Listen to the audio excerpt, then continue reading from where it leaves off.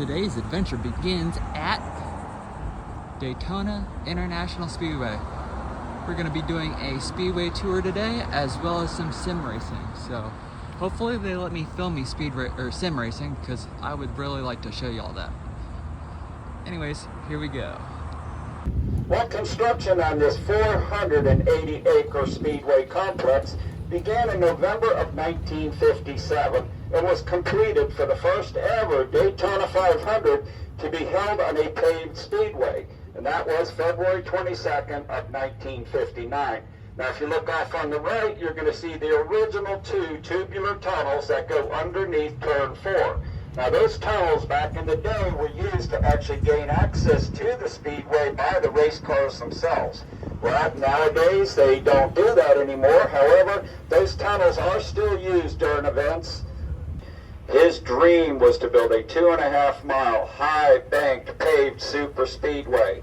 Well, folks, you're going to be seeing that culmination of that dream here very shortly. But before we do, I'll point out the grandstands are totally different than they were back then. The infield that you're going to see is totally different than it was back then. The object is that when a car will hit those walls at a high rate of speed, the wall will collapse and it will absorb a lot of the kinetic energy of that impact, thereby lessening the impact or kinetic energy absorbed by the driver. Today, like I said, we're going to go out here on the backstretch of our super speedway.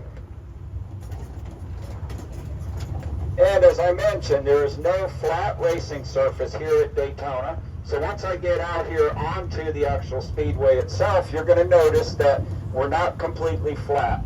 The backstretch is actually a 3-degree bank, not so much for car performance as much as it is for the rain to dry off or to run off the track so they can get back to racing in the event of rain. Okay, well, while we're out here on this backstretch, just take a look at the main venue seating way off to the left. Now, the distance from one end of that main venue to the other is approximately 1 mile. There are 101,500 individual seats in that stadium. Now, if you're wondering, what about those multicolored seats? Well, we're about to pass a TV stand right here on the right-hand side, just outside this backstretch. Imagine you're a TV camera and you're covering a race that is not sold out. Now, the Daytona 500 is always sold out. But guess what? TV ratings are much higher if a stadium gives the appearance of being full. So we do have some races that are televised here that do not sell out. Well, those multicolored seats not only display the official colors of the NASCAR flag, but as you probably can tell from here, it's very difficult to tell if somebody's actually sitting in those seats or not. Well, that's the reason they are the way they are. They create an optical illusion for TV cameras to give the appearance that the stadium is full. It was in the 50s, so there was no way the owners of this dog track, we can only imagine who they were, remember gambling. You can see the safer barrier up here. But there was no way they were going to let this guy. It actually is styrofoam. Car track on top of their dog track. So they had to got some redesign signatures that too. oval. They pushed the turns in, they let the front stretch bow out, and they turned them a little bit. They maintained 2.5 miles. But by doing this, they were able to avoid running over the dog track. That's the only reason this is a tri-oval. Now, it was so popular with drivers and fans that 10 years later, when Bill France Sr. built Talladega, they did it on purpose. So Talladega is basically the same as this track, only anybody know who's up on the roof during a race? All the way up on the top of the railing. Spotters, I knew you do. I could tell. Yep, spotters. Now, I know. Not only are tickets more readily available than the Daytona 500, but they are substantially less in cost. So I highly recommend coming to that race. Okay, folks, we're now going to go down pit road halfway, but we're doing it backwards. Now, you'll notice on the walls, they get the pits numbered 1, and they run all the way through 41. But if you follow them consistently, you're going to notice that they go 8, 9, 10, 11, 12, and 12A. There's no 13. Why? Because of the superstitions around the number 13. Now, the way pits are picked is by their qualifying order. The number one qualifier, the pole position, picks their pit first, then they go down the row. Well, back when that was 13, the drivers did not want to pick it. So Bill France, being smarter than a fifth grader, he changed that to 12A. Also, the servicing of all the vehicles with the Cup cars now at the top level, they still refer to them as the next gen car. They will be in and out of those pits, 4 tires, fuel, windshield tear off, and a bottle of water to the driver in about 9 seconds.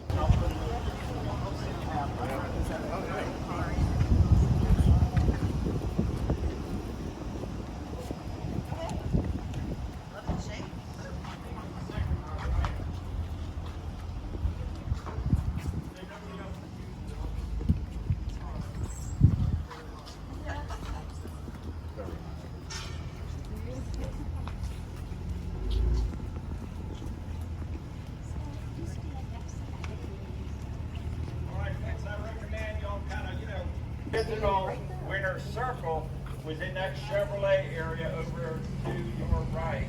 That's now corporate Chevy. You can rent that building if you like for private functions, I'm sure with a pretty good price tag. Now, Victory Lane, Florida got hit with 3 back-to-back hurricanes in 2004. They did a lot of damage here to the infield.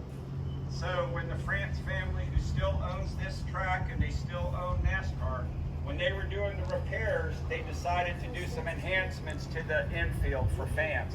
Now, first one was this new Victory Lane, as well as the 500 Club behind it. Now, the 500 Club, if you've got about $5,000 for you and a friend or a significant other to watch a Daytona 500 through glass windows and a TV with all you can eat and drink, feel free to do it.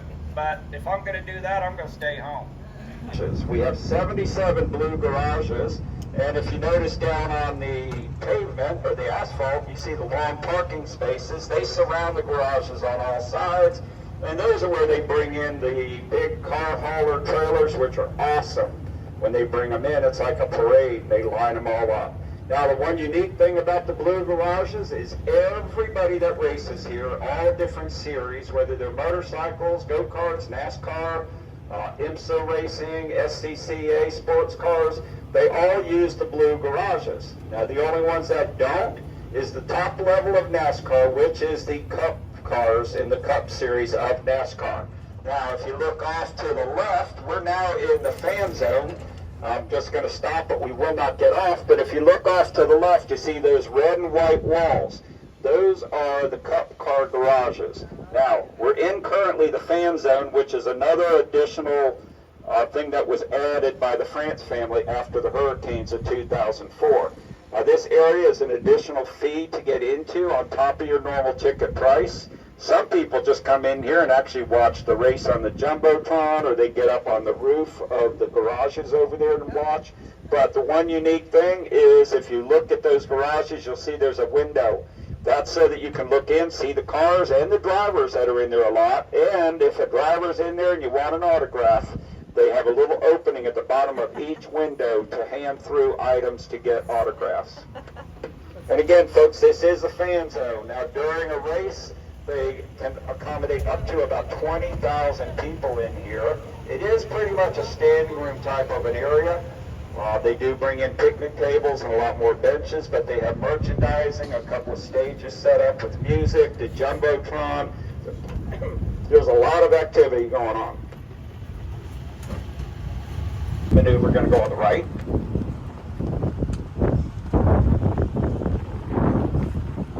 And maybe not.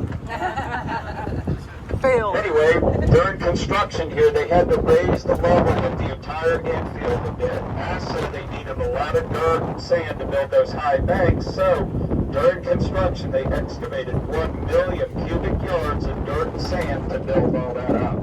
Well, if you know anything about Florida, we have a very high water table and a lot of rain. So, the saying goes, if you dig a big lake, you end up, if you dig a big hole, you end up with a big lake. way, the name of that lake is Lake Lloyd. Here's a trivia thing. The reason why it's named Lake Lloyd, well, back in the beginning of the tour, I mentioned that Bill France Sr. got a job at an automobile dealership when he first moved here to Daytona in 1935. Well, the owner of that dealership was a guy by the name of J. Sexton Lloyd. Well, Jay Lloyd was a big-time racing enthusiast also, so he and Bill hit it off, had a lifetime friendship. So once this construction was completed on the Speedway, Bill named that lake after his best friend Jay. So it is Lake Lloyd. On the right is another view of our infield road course. And now you may have noticed those gray boxes on the inside of the inside walls. Well, that's lighting that works in conjunction with the tower lights on the outside walls. Now those were not always here. They were added back for the first ever night race to be held here at Daytona for the traditional Pepsi 400, which was traditionally held on July 4th. And that first night race was July 4th of 1998. Now all this area that you see that is green with the grass or the asphalt, actually that entire infield road course area for a Coke Zero 400 or a Daytona 500, all of this area is completely covered up with RV and tent camping. Now, the only exception, Rolex 24-hour race, everything's covered up except that infield road course because obviously they're using it for racing, so they can't camp in there.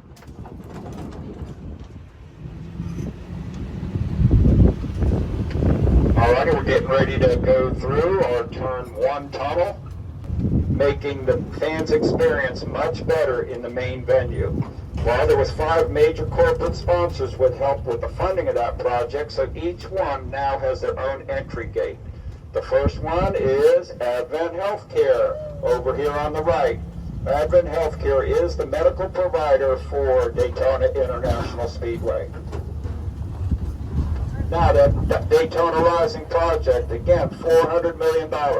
That's when they took out all the old bench seating that you still find in a lot of sporting venues and put in 101,000 individual seats. Also, access up to the stands was very difficult back then. Before that project, we had a lot of ramps, a lot of stair towers, only a few elevators. It was very difficult. We now have 17 elevators and 40 escalators that help fans get up to even the highest points. Chevrolet is still to date the leading manufacturer for overall wins here at Daytona. Now back to that project. Prior to the Daytona Rising project, there was also very little space underneath grandstands for fans to get out of bad weather or just get out of the heat. We now have 3 different wide open floors at 3 different levels with all kinds of restaurants, bars, merchandising, nice clean bathrooms for fans to get out of the bad weather. All right, folks, we're now in front of Axalta, another corporate sponsor for Daytona Rising. You might notice that one thing unique is if you look down and you see that black and white start-finish line, well, that transits right through the main venue out onto the Speedway itself. Directly lines up with the main one on the track. Well, the Axalta entryway is also twice the size of the others because it has the best access to the tri-oval seat, club seating, as well as the hospitality suites. And if you're wondering who Axalta is, Axalta used to be known as the manufacturer of paints and surface coatings, DuPont. Okay, we're now getting ready to pull up to Toyota, where we're going to make our final stop prior to getting to the museum. Toyota is in the business, obviously, to sell cars and trucks. So if you look off on the right, you'll see they built a little off-road course.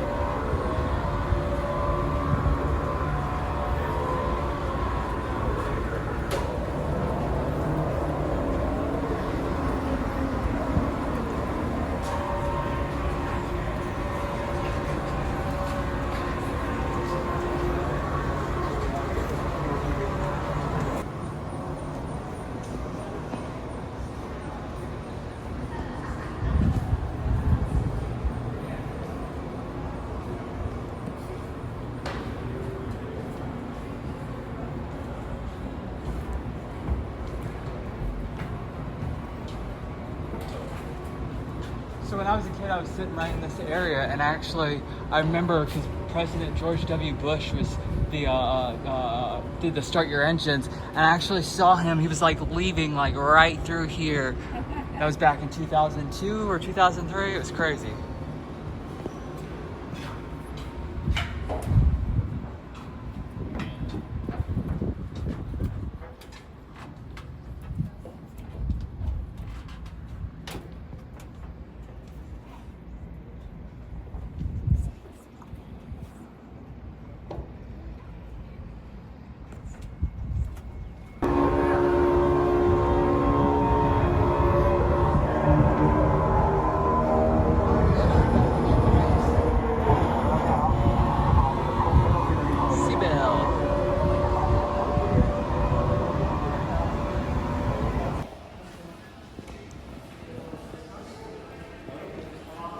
Tyler Reddick's Daytona 500 winning car.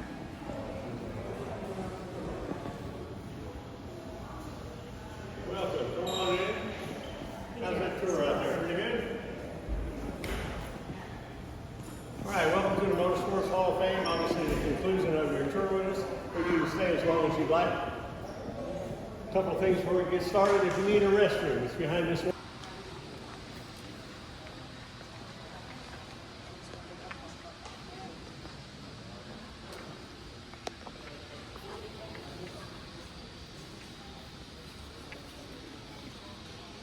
Jaguar XJ7.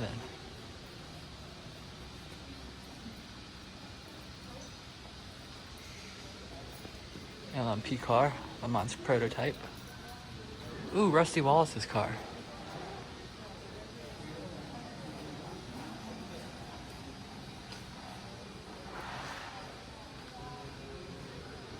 This is a style I grew up watching. Simple, analog, not electronic at all. Love it. And we got some wild prototypes over here. Hudson Hornet. I've never heard of this car. Challenger 1. Ooh, this thing. It is a Panaz. I thought it was. I've actually never seen this one in here before. Never seen it in real life either.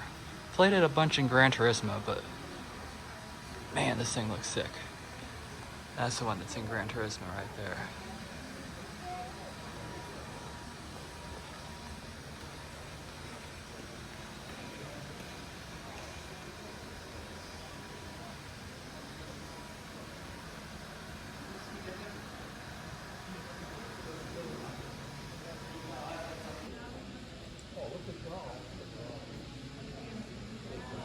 It's one of the first land speed record cars.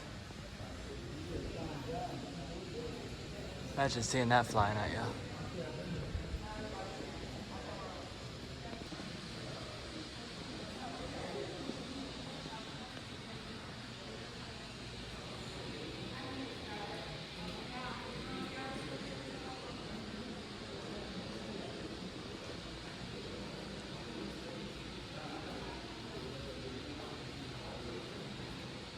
Man, I can't even imagine. That would be terrifying. And a seatbelt, probably 5 miles per hour though. Let's see, oh, actually, 68.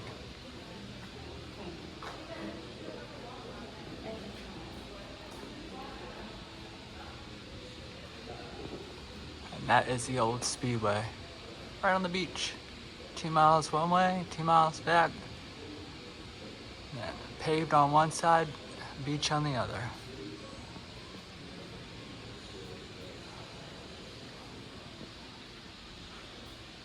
Oh, this is actually a replica of, this actually exists in Ormond Beach. It's still there, it's right along the beach on A1A. That's a cool picture.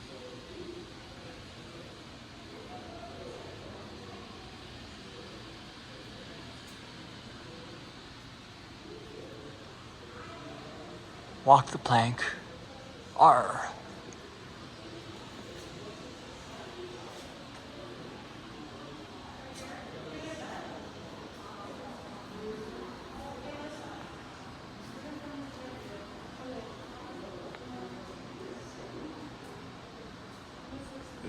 These are some of my favorites right here.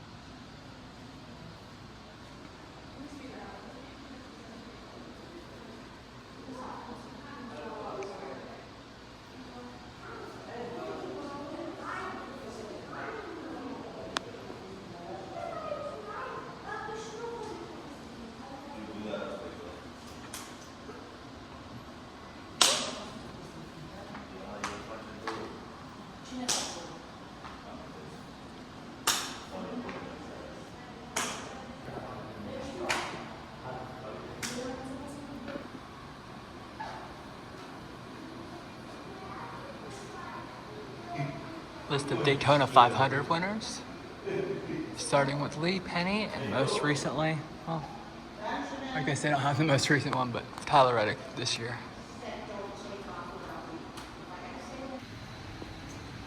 I love these sprint cars. Little go-karts back there. Oh my God, a Daytona. I didn't even notice this at first. That's crazy. This thing is so hard to drive in Gran Turismo, it's nuts. I didn't know I'd actually get to see one in here.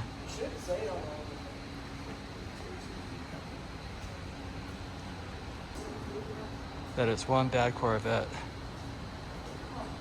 Not even a Corvette fan, but this thing is sick.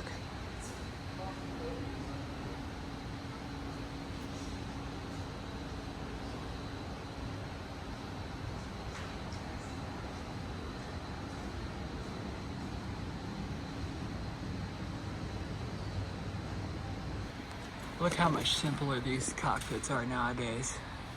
Just a digital screen.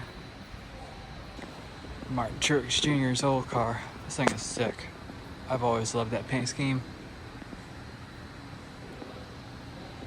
Well, that's gonna conclude my tour. I wanted to do sim racing today because they have really nice sim rigs in there that are actually full motion and everything, but the guy in there was really rude, and literally there was nobody there, and he said, after this guy, I'm gonna take my lunch and then I'll be back at 12:30. I'm not waiting 45 minutes to sim race and spend $15 to do it. That's just not in it for the cars for me today, but maybe I'll come back again and do it. Overall though, it was great. I would definitely recommend this to anybody that's just in Daytona, or even if you live here and you haven't been here in a while. It's really cool. It's got a lot of updates, and yeah, killer day, killer time. See y'all next time. Peace.